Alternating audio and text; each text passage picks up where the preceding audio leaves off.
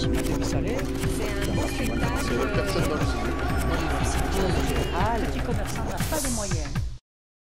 Les programmes ont évolué et le conflit est proche. Ce n'était pas l'œuvre du concepteur. Mais toi, tu l'es. Se retrouver joueur dans un jeu vidéo qui parle d'un jeu vidéo, c'est vrai que ça fait un effet un petit peu particulier. En général, on a plus l'habitude de voir un film et ensuite de jouer à son jeu. Là, les règles sont un petit peu bouleversées. Et c'est ça, je pense, qui est intéressant aussi avec Tron, c'est qu'à chaque fois, ils essaient de surprendre. Et là, on se retrouve finalement acteur du film alors qu'on joue au jeu vidéo. Donc c'est vrai que ça, c'est assez intéressant et du coup, c'est assez prenant pour un joueur de pouvoir finalement être en plein cœur du film alors qu'on joue.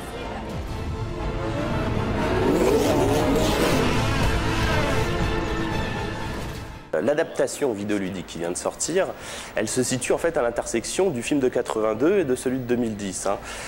Pour une raison toute simple en fait, c'est qu'il faut voir que les développeurs de ce type de jeux vidéo, ces adaptations de jeux vidéo, doivent créer un jeu vidéo adapté d'un film, alors même qu'ils n'ont pas vu le film qui va être produit puisque les deux objets sont produits en même temps.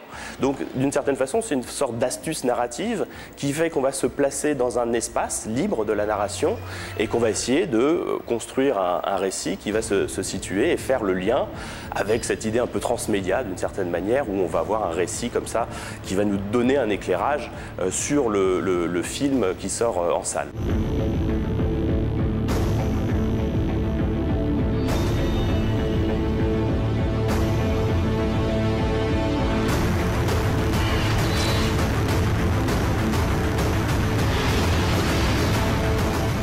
C'est vrai que alors que les jeux qui étaient sortis en 82, pour le coup, reprenaient les courses de Light Cycle ou les affrontements avec les Like Disc, par exemple, et que d'une certaine façon, on avait l'impression d'être vraiment dans ces jeux qui étaient présentés dans le film même, pour le coup, ici, ça devient l'univers fictionnel du jeu qui devient un univers d'expérimentation vidéoludique avec de la course, avec beaucoup d'acrobatie aussi. Finalement, le jeu qui a été sorti par Propaganda Games pourrait s'inspirer de Prince of Persia. On retrouve beaucoup de choses sur le rapport à l'espace, la façon de courir sur des murs, de passer au-dessus de gaps, de trous géants, etc.